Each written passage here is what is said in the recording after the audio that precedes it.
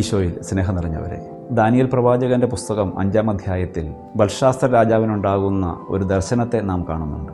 രാജാവ് വിരുന്നു കൊണ്ടുകൊണ്ടിരിക്കുമ്പോൾ ഭിത്തിയിൽ ഒരു കരം പ്രത്യക്ഷപ്പെട്ട് 3 വാക്കുകൾ എഴുതുന്നു. മേനെ തേഘൽ പേരസ്. മേനെ, ഞാൻ നിന്റെ ദിനങ്ങൾ എണ്ണി, അവ കുറവുള്ളതായി കണ്ടു. തേഘൽ, ഞാൻ നിന്നെ തുലാസിൽ തൂക്കി, നിന്നെ ഭാരം കുറവുള്ളവനായി കണ്ടു. പേരസ്, നിന്റെ രാജ്യം ഞാൻ മുറിച്ച് മറ്റുള്ളവർക്ക് നൽകുന്നു.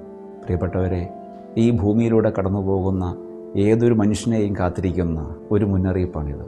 നാം ആരും ഇവിടെ സ്ഥിരമായി വസിക്കാനുള്ളവരല്ല. ഇവിടെ നമുക്ക് നിലനിൽക്കുന്ന കൂടാരങ്ങളില്ലെന്ന് തിരുവചനം ഓർപ്പിക്കുന്നുണ്ടല്ലോ. നമ്മൾ കടന്നു പോകാനുള്ളവരാണ്. നമ്മുടെ ദിനങ്ങൾ പരിമിതങ്ങളാണ്.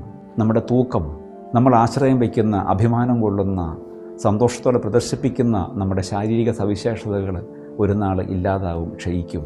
അതാണ് ഞാൻ നിന്നെ തുലാസിൽ തൂക്കി ഭാരം കുറവുള്ളവനായി കണ്ടു. നിന്റെ രാജ്യം, നമ്മുടെ സാമ്രാജ്യങ്ങൾ, നമ്മളെല്ലാം സാമ്രാജ്യങ്ങളുടെ ഉടമകളും അധിപന്മാരുമാണല്ലോ.